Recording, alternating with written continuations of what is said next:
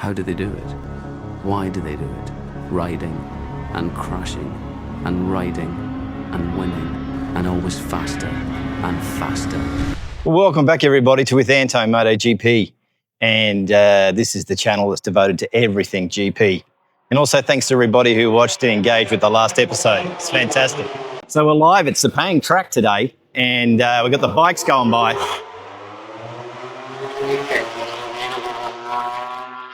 So we're going to do our best with the sound. It's lunch break at the moment on the final day. But if you're new to the channel, I want to say welcome on board. It's great to have you on board. And, you know, this is the real first test that we've seen, chance to see the bikes on track, so I couldn't miss that. You know, everybody's talking about lap times, but lap times don't tell us everything, because tests don't crown the champion. And I'm telling you, it's a little bit about who's more in trouble at the start of the season. Now, the number one people that are in trouble this season is Yamaha. They've got some bad news. And we've just got VR46 out on the track at the moment. But Fabio had a crash early on, and the question was, did that V4 cause the crash? They didn't run yesterday. It's a brand new bike. So no V4s on the track on Wednesday. They lost the entire day. Fabio's actually gone home injured. He broke his finger.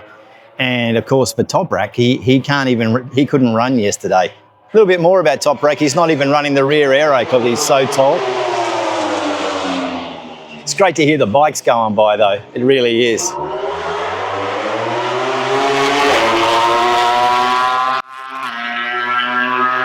Yamaha's not fighting for wins right now. They're fighting to stop the season slowing away. They're missing the test mileage, and they're really missing out on the race pace. So this season was supposed to be a reset, but what's it turning out to be? It's a little bit of a drama.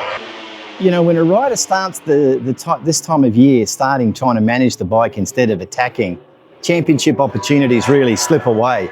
And that's like someone I've been watching MotoGP for a long time, and if you start the test badly, look at Jorge Martin, then you really got trouble on your hands.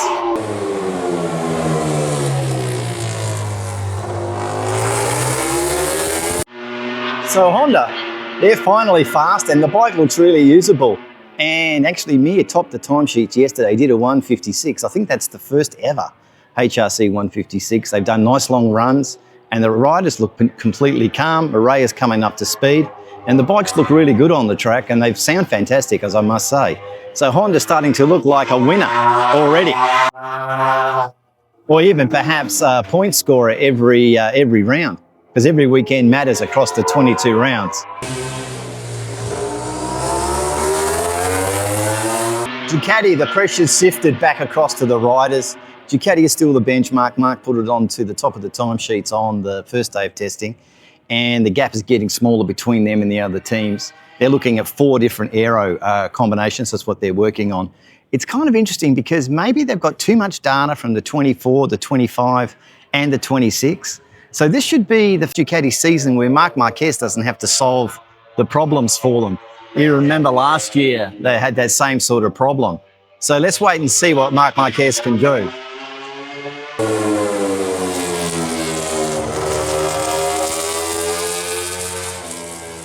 KTM are looking strong. The speed is there. Vinales is doing really well. He's doing quite well. There's 3 riders in the top kind of 10 positions. And of course, there's a shadow of Acosta looming over the team and what he's doing. But even Brad Binder's actually been doing well. But KTM, look, let's face it, they're still going to burn tyres, so that's still going to be a problem. But the bike seems to be working brilliantly, but a short run is not going to tell us. You know, over the full race distance, the tyres is going to be the test. So if they get some longer runs in, we can have a see. And of course, who's buying the KTM team? This Gunter Steiner rumour doesn't seem to want to go away. So is that a little bit unsettling? We've got to ask that. So KTM has race-winning potential, I think we can agree. Like Vinales and Acosta and Binder are showing at this test session here in Kuala Lumpur. But the pressure's on those riders to deliver this season. There's little margin for error at all.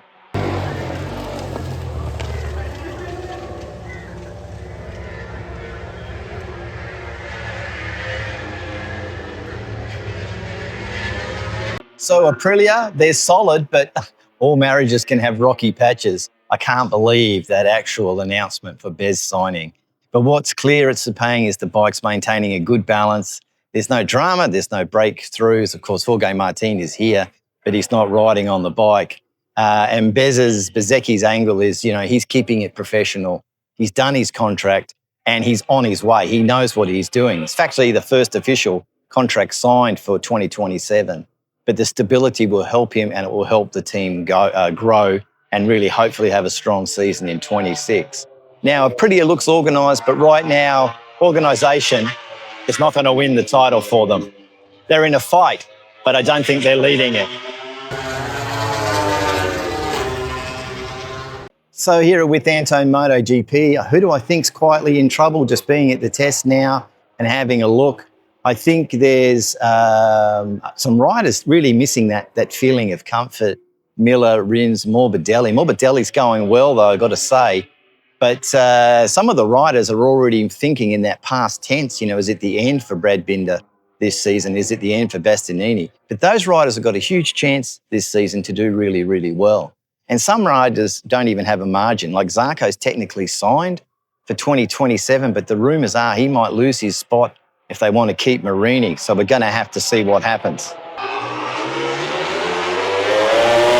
And just standing and looking over at the pit wall, you can see some of the body language is very interesting. There's a lot of tension, and there's a lot of tension in that Yamaha box. The guys actually packed up their boxes yesterday on Wednesday. Miller and Toprak were out this morning, but I haven't seen them in this afternoon session so far. So what is this test telling me here with Antone MotoGP?